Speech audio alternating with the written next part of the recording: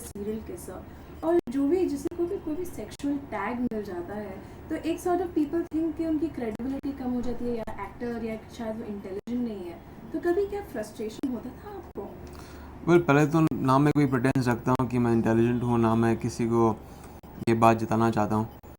हाँ, कंट्रोवर्सीज हमेशा रही हैं पहले फिल्म से लेकर अब तक, लेकिन I think I am prepared for that. I think her actor जो इस इंडस्ट्री में कदम रखता है, अगर उसमें इतना जिगर नहीं है कि वो कंट्रोवर्सीज के साथ और इन बातों को टैकल कर सके, तो there is no place for him in this industry. ये बहुत पहले मैंने माइंड सेट बना लिया था। और जो भी टैग जैसा हमने कहा कि Bhatt boy end of course serial किस्सा जो अब तक चल रहा है, बट मेरा हमेशा यही एम रहता है कि मैं I like cinema, I love films. और मेरे लिए सेटिस्फैक्शन की बात ये होती है कि जब मैं अपनी फिल्म ख़त्म करता हूँ और स्क्रीन पे अपना काम देखता हूँ, और या फर्स्ट डे फर्स्ट शो पे थिएटर में जाके ऑडियंस से मिल के वहाँ से मुझे एक फीडबैक मिलता है। I think that is an award for an actor. I think that वो किसी भी अवार्ड या किसी भी क्रिटिकल एक्लेम से बड़ा ही है, क्योंकि at the I work and act for the common man. तो ये मेरा एम रहता है, and that I am pretty much happy with what I got. और भट्ट बॉय का अगर टैग लिया जाए, मैं सेइंग इट, लेकिन है कैम की फिल्म की है तो वो हमेशा हिट रही है। आपको गुड कैरेक्टर्स मिलते हैं, गुड पब्लिसिटी मिलती है और कुछ ना कुछ हिट हो जाता है। लेकिन जब आप बाहर जाते हैं और जैसे आपने चॉकलेट की या गुड बॉय बैड बॉय की, तो वो इतने अच्छे नहीं रहे, तो इसका क्या रीज़न है? वेल, बाहर की फिल्में भी काफ़ी सफल रही हैं, जैसे आशिक बनाया आपने, अक्सर। हाँ, I have had my share जहाँ पे बाहर मैंने फिल्में की हैं और बॉक्स ऑफिस पे इतनी चली नहीं है। लेकिन कहीं मैं अपने आप को ब्लेम करता हूँ, शायद मैंने उन फिल्मों में शायद इतना ध्यान नहीं दिया हो, for circumstances best known to me. I have learn from those mistakes. I think growth की यही एक बात होती है, जब आप मिस्टेक करते हो तो you don't want to repeat the same mistakes again.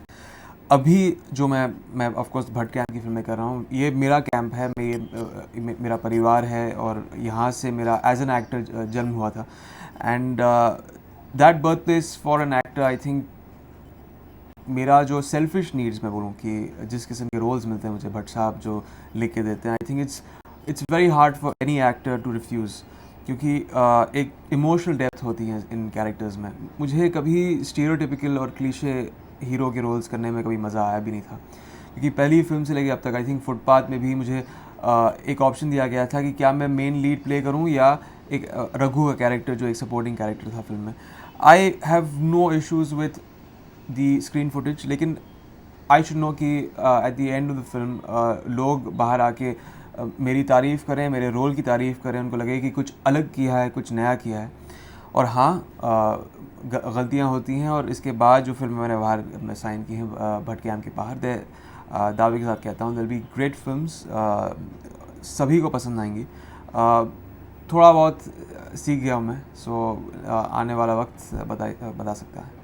और जो भी आपने रोल्स किए हैं उनमें हमेशा एक ग्रे शेड होता है, नेवर ब्लैक और वाइट। Yeah. तो क्या ये कॉन्शियस डिसीजन था कि ये रोल्स ही आपको मिल रहे थे? आई डोंट नो, मैं टिपिकली इन कैरेक्टर्स की तरफ ग्रेजुएट होता हूँ। शायद एक कहीं मैं कनेक्ट करता हूँ। आई फील कि इन कैरेक्टर्स में I can bring them to life better on screen. मुझे लगता है कि क्लीशे कैरेक्टर्स होते हैं जो definitely, I mean Hindi films में हमने देखा है कि एक राइटियस हीरो होता है जो fights the villain at the end of the day and he walks away with heroine.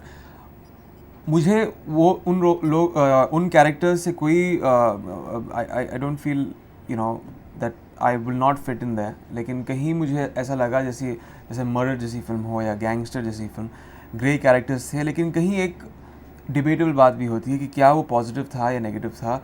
एक एंडियरिंग क्वालिटी होती है इस कैरेक्टर में। कहीं डिसेप्शन का एक जो एक की चीज़ होती है स्क्रीन प्ले में, आई लाइक पोर्ट्रेइंग दैट। और ऐसा भी नहीं है, मैं डेफिनेटली आने वाले वक्त पे आई विल प्ले ऑल्सो जो एक typical larger than life hero होता है। हालांकि अभी आवारापन में भी मैंने प्ले किया था। I will definitely explore that also.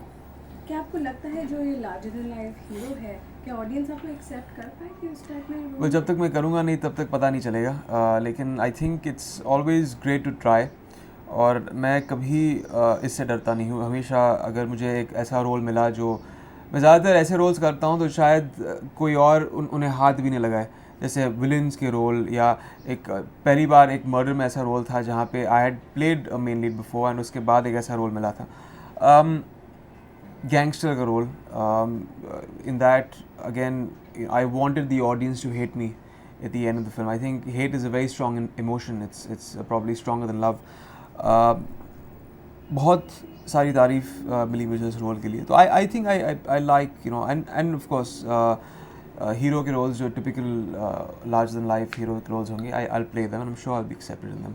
तो जब आप एक फिल्म को साइन करते हैं तो what do you look for? एक स्क्रिप्ट को देखते हैं, कैरेक्टर को, डायरेक्टर को, बैनर को, क्या इसको इम्पोर्टेंस देते हैं? Well I think a cumulative effect होता है. I think it's a synergy of lot of things. Definitely to starting point ये होगा कि जब मुझे script कोई narrate करता है तो I need to connect with that script. The sensibility होती है script की, is very essential to connect with that. वो फिर character, I think characters जहाँ तक you know शायद मैंने पिछले फिल्म में एक character play किया हो, और if it's repeating itself, yes I have done things that have repeated themselves. I've learned from them. इसलिए अभी जो फिल्म मैं कर रहा हूँ, I think there is no repetition in the characters. तो दैट्स वेरी एसेंशियल, क्योंकि जब एक ऑडियंस होती है जो आपके कैरेक्टर को देखती है, again they get to see the same thing in the next film. I think that's unfair to the audience. तो वो एक बात होती है. डेफिनेटली ऑफ कोर्स डायरेक्टर की क्रेडिबिलिटी पोर्ट्रे करने की, I think it's very essential to sign on a film with the director जिनकी सेंसिबिलिटी आपकी सेंसिबिलिटी से मैच होती है, और उस स्क्रिप्ट को कम्प्लीटली जस्टिफाई कर सके. तो एक वक्त ऐसा था जब आप ये सीरियल किस्सा का जो इमेज है उसको ब्रेक करना चाहते थे. जी. लेकिन क्या आपको लगता है कि फिल्म मेकर्स एक्सपेक्ट करते हैं कि आप वो उस इमेज को पैम्पर करें? वेल मैंने कभी इस इमेज को एक्सेप्ट खुद किया नहीं था, तो तोड़ने की कोई बात नहीं थी. आई थिंक ये एक मीडिया क्रिएटेड एक इमेज है जो एक रिलेशन पॉइंट बनाता है ऑडियंस के माइंड में. दैट्स फाइन बाय मी. मेरा हमेशा यही एक क्राइटेरिया रहा है और प्रायोरिटी रही है कि मैं अच्छी फिल्में करूं, अच्छे कैरेक्टर्स प्ले करूं, अलग करूं.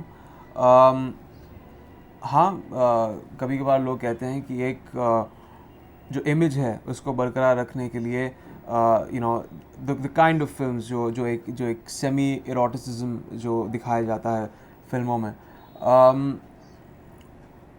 yes there's an audience that you know connects me with that. और अगर मैं एक स्क्रिप्ट को एक्सेप्ट करता हूँ and there are scenes like that and that, I have no problem with it. Definitely एक एक्टर की हमेशा एक मार्केट रहती है, मेरी नहीं है, सब लोगों की है. एक जो की चीज़ें होती हैं which that person is identifiable with. I think her actor में भी, इवन द यस्टर ईयर्स जब उनका करियर ख़त्म होता है तो कहीं दे आइडेंटिफाइड एज ए रोमांटिक और वट एवर. बैरियर्स ब्रेक करके आप इमेज को चेंज कर सकते हैं, एंड वेल एंड गुड. लेकिन अभी मेरा जो इमेज है उसको बरकरार रखने के लिए definitely directors have a certain vision that I back completely.